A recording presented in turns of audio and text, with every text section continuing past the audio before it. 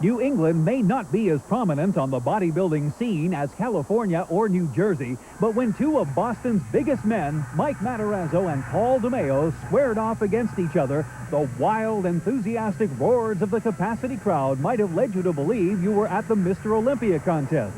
Providence drew a lot of big, thick bodybuilders when Musclemania came to town.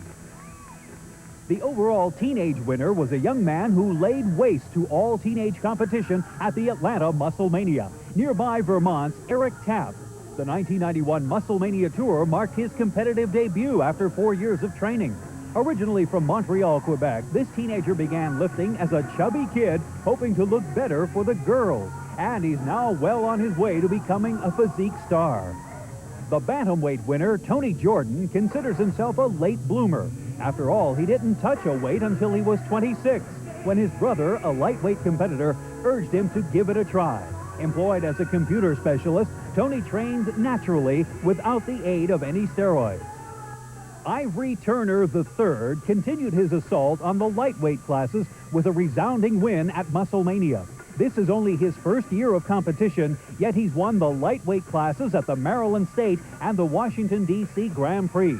He told us he gets his support at home from his wife and 5-year-old son, Ivory Turner IV. Runner-up in the middleweights was Craig Licker from Easton, Massachusetts.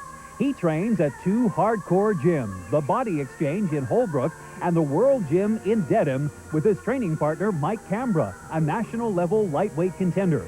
Craig took 2 years off from competition in 1987 to transform his weakest body part, his legs, into the centerpiece of his physique. Craig Houston won not only the middleweight class, but was the 1989 Massachusetts powerlifting champion and the 1990 Mr. Massachusetts. In powerlifting, he broke several national records with a squat of 675 and a deadlift of 720. Craig also trains at the Body Exchange in Holbrook, and he's inspired by another Brockton bodybuilder, the mighty Mike Quinn. He works in a juvenile detention center in Boston and plans on entering more shows next year. Third in the light heavies was Chris Kosick, training partner of IFBB Women's Pro Sharon Marble. He's only been training for 4 years and would never have competed if a former roommate hadn't talked him into it.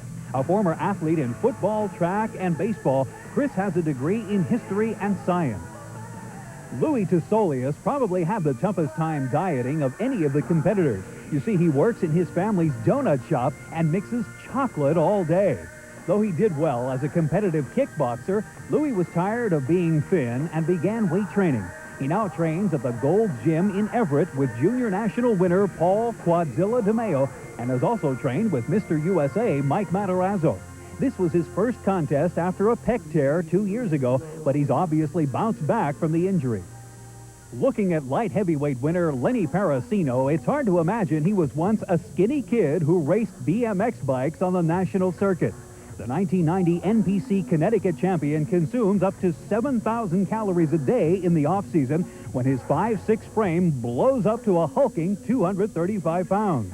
Lenny has only been seriously training for 3 years, and he's nowhere near as big as he feels he can get. I competed last year at 172, 173 this year. I weighed in about 188. So I'm pretty happy of what I've done, accomplished personally, and I hope to pursue it more. Like I said, I'm 23, so I have a few years to mature. How many of you can do 15 reps with 405 in the bench press? That's what Anthony DeRezzo, third in the heavyweights, does. His freakish strength and thickness come from very short workouts using very heavy weights. And along with several local bodybuilding trophies, Anthony is ranked nationally in both the bench press and deadlift. Runner-up in the heavyweight class was Charlie Sinicole from Marlborough, Massachusetts. He began training with weights 12 years ago to get bigger for high school sports, and went on to win the AAU Teen Massachusetts, Mr. Massachusetts, and the heavyweight NPC Teenage America, all in 1982. Charlie admits it's tough to diet with a house full of good Italian cooking, but he's dedicated to his training. I tried to put on as much size as I could this year. I competed a lot heavier. I think I'm a lot more complete than I've been in the past.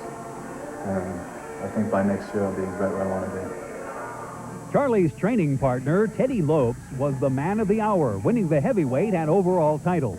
After hurting his ankle in football, his brother Tony, then Mr. Massachusetts, introduced him to bodybuilding. Teddy won the AAU Teenage America title, then 2 years later claimed the Massachusetts crown. He works as a driver with UPS and had actually stopped training during his first 3 years with that job.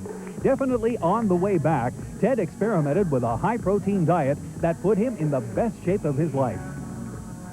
There is definitely something about the East Coast that brings out the animal in this area's bodybuilders. For Musclemania and American Muscle, I'm John Kobick.